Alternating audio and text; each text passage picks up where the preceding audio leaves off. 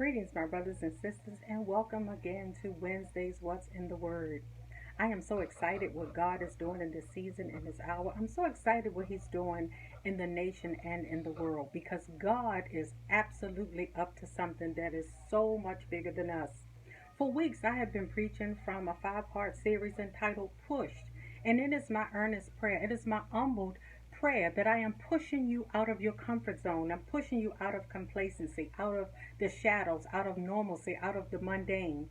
I pray that I'm pushing you out of routines and patterns of behavior, and it's my earnest desire that I'm pushing you out of obscurity into notoriety. The coronavirus pandemic shifted us into the dimension of disruption. And absolutely, when no one was watching, the untimely death of Mr. George Floyd threw us into the state of interruption, the interruption of everything. The death of George Floyd shifted us, it interrupted us, it changed us, is moving us, and it is pivoting us into a place that I believe God has designed. This interruption has interrupted our plans. It has interrupted our perspectives. It has interrupted our wants and desires. It has interrupted our demands. It has interrupted our practices and prayerfully it will interrupt policing. The death of George Floyd interrupted how we breathe. This week's installation of Pushed, I want to preach as the Lord shall guide, pushed into purpose. And I was attracted to this text from the backdrop of Esther, the third chapter. You will find these words. In verse 6, wherefore Haman sought to destroy all the Jews that were throughout the whole kingdom of Ahasuerus, even the people of Mordecai.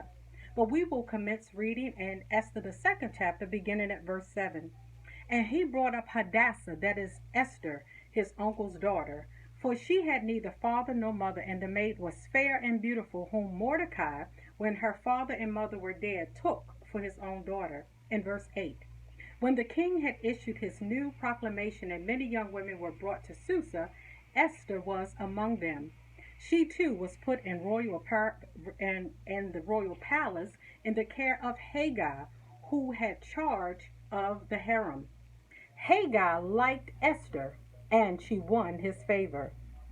He lost no time in beginning her beauty treatment of massage and special diet. He gave her the best place in the harem and assigned 7 young women specially chosen from the royal place to serve her. And in verse 10, Esther did not reveal her nationality or her family background because Mordecai had forced her not to do so. And we will conclude in verse 15. The time came for Esther to go to the king.